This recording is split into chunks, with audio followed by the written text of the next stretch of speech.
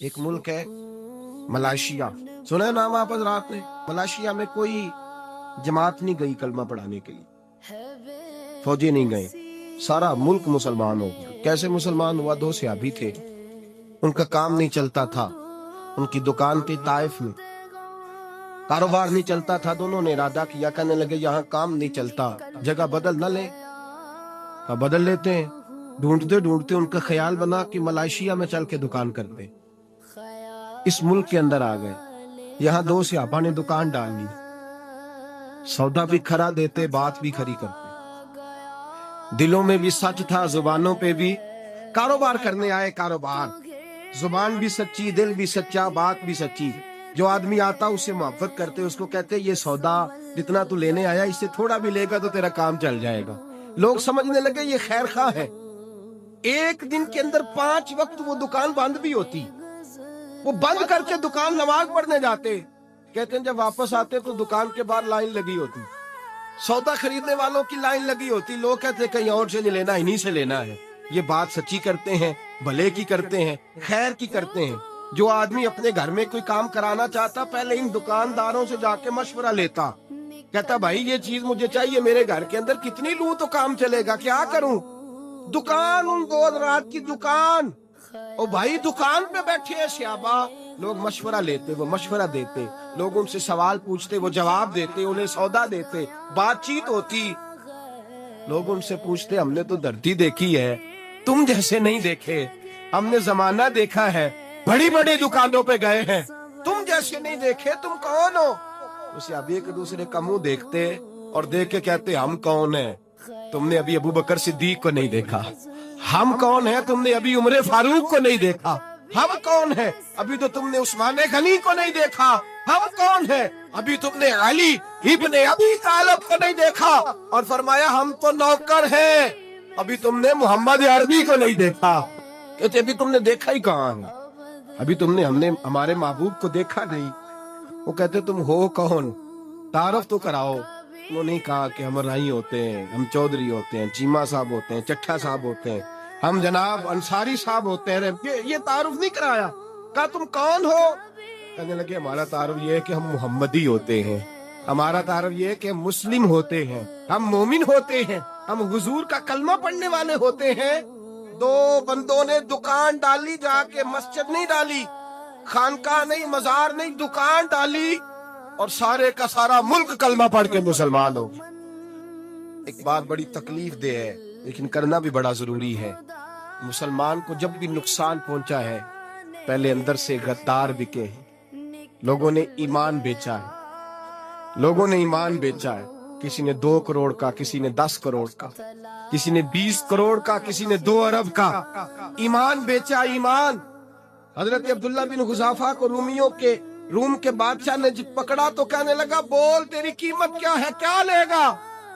آپ فرمانے لگے میں جب صبح اٹھتا ہوں تو دعا کرتا ہوں اے اللہ جب میں مروں تو میرا خاتمہ ایمان پہ کرنا، میرا خاتمہ ایمان پہ کرنا۔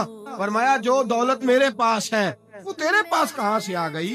میں ایماندار ہوں، یہ سب سے بڑی دولت ہے۔ میرے بھائی یاد رکھیں، سب سے پہلی بات یہ ہے بحیثیت مسلمان، بحیثیت مومن، بحیثیت ایک رسول اللہ کے غلام کے، ہمیں اپنے خیالات کے اندر، سوچوں کے اندر، ہمیں اپنے مزاج کے اندر ایک دوسرے کے ساتھ ہمیں تھوڑا سا نرمی پیدا کرنی پڑے گی، ہمیں پورے طور پر اپنی تربیت کرنا ہوگی۔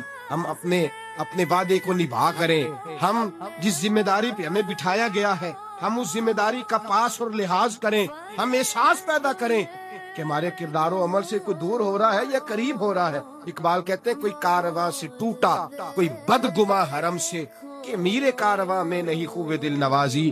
کہا کوئی ایسا ہے ہی نہیں، کوئی ہے ہی نہیں جو پورا پیار کرے، اس لیے لوگ ٹوٹ جاتے ہیں کہ ہمارے مزاجوں میں تلخی ہے۔ ہم اپنے کردار کو، اپنے عمل کو، اپنے حضرت عبداللہ بن جبیر نے کلمہ پڑھا، تجارت کرتے تھے، جانور خریدا کرتے تھے، بیچا کرتے تھے، کلمہ پڑھا، نبی کریم صلی اللہ تعالی علیہ وسلم سے کہنے لگے جریر ابن عبداللہ حضور کوئی وظیفہ؟ تو میرے حبیب نے فرمایا ہر بندے کی خیر خواہی کرنی، کسی کا نفع کرنے کی کوشش کرنی، کسی کا بھلا کرنے کی کوشش، سوچنا تیری طرف سے کسی کو فائدہ، ایسا شجر سایہ دار بننا کہ کوئی آئے تو پھل کھائے، कोई आए तो तेरे साए में बैठे, कोई आए तो तेरी ठंडी छाओं की बात करे। दीनुन नसीहा, मेरा सारा दीन खैर खाई है, मेरा सारा दीन भलाई है, भले की बात करना, खैर की बात करना। हज़रत जुरैर इब्न अब्दुल्ला रज़ी अल्लाह तआला अन्हु फरमाते, मैं जानवर खरीदा करता था, बेचा करता था। पहले दिन गया, एक यहूदी से घोड़ा खरीदा, 3 दिनार का सौदा तय हो गया। आप फरमाते मुझे उसने दे दिया, मैंने उससे ले लिया। जब मैंने घोड़े की लगाम पकड़ी तो वो बड़ा मेरे पीछे चलने लगा। मैंने कहा ये तो बड़ा अच्छा है, ये तो बड़ा नरम है, ये तो तंग नहीं करेगा, ये तो घर में भी रखा जा सकता है, इसलिए कि ये भागता नहीं, ये जो है शरारत नहीं करता। कहते हैं ये तेरा घोड़ा 3 दिनार का नहीं भाई, ये 6 दिनार का है, इसलिए कि ये बड़ा अच्छा है। ये बात कहते ही छलांग लगा के घोड़े पे बैठे। जब उसे भगाया तो कहने लगे ये सवारी के लिए भी बड़ा अच्छा है, ये देखो इसने जिद ही नहीं की, मुझे पैक्स ने दिया है, ये तो 9 दिनार का है। यहूदी को 9 दिनार दिए। और जब जुरैर इब्न अब्दुल्ला पलटे तो यहूदी ने आवाज दी, कहने लगा जुरैर वही व्यापारी है तू या कोई नया है, तू वही है या कोई नया है? आप फरमाने लगे यार मैं वही हूँ। तो कहा यार तू 3 दिनार का तूने खरीदा था, तू ले जाता, ये तू 6 दिनार क्यों दे रहा है? हज़रत जुरैर इब्न अब्दुल्ला रो पड़े, फरमाने लगे पहले मैं सिर्फ व्यापारी था, अब मैं साथ मुहम्मदी भी हो गया हूँ, अब मैं साथ रसूलुल्लाह का गुलाम भी हो गया, अब मैं गुलाम मुस्तफा भी हो गया हूँ।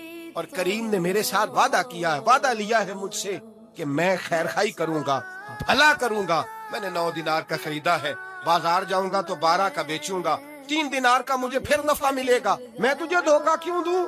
ये कह के जैसे ही सवारी का रुख फेरा, वो यहूदी छलांग लगा के पीछे बैठ गया। कहने लगा बाजार बाद में जाना, पहले मुझे भी जरा रसूलुल्लाह का दीदार करा दे, मुझे भी वहां ले जा।